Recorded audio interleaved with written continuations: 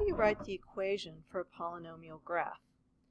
First thing I do is write down everything that I know about this graph. Well, I know from the fact that it has two turning points and its endpoints pointing in the opposite direction that it is an x cubed graph. In other words, it's going to have three linear factors. I also can see from the way the endpoints are pointing that it has a downward trend, so that means it has a negative leading coefficient. So I'm expecting my answer to have a coefficient in front of the factors that is negative.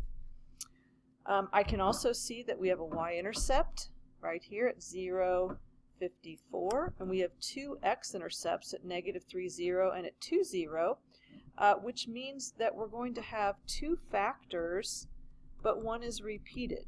We see a repeated 0 here, so this is a double 0. So I know that I have a factor of x plus 3 squared and a factor of x minus 2.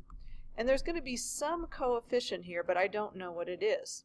Now, how do I figure out what that coefficient is? I know that it's a negative number, and I'm not going to put a negative sign in here. I just expect that number to turn out to be a negative number.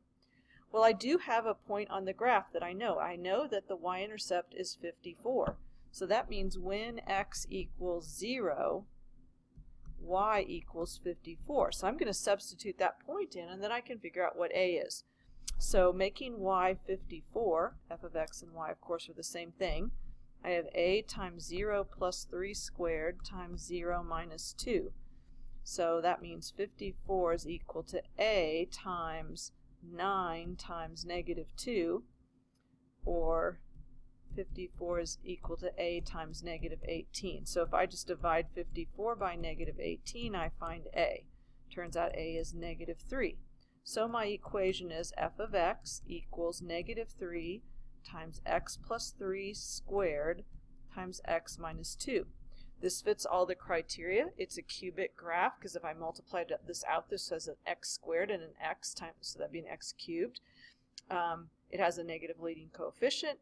It has -3 and 2 as its two x-intercepts. This one has a squared on it, so this is a double 0. You could double check it by graphing on your calculator if you want, or take my word for it that this is the correct equation.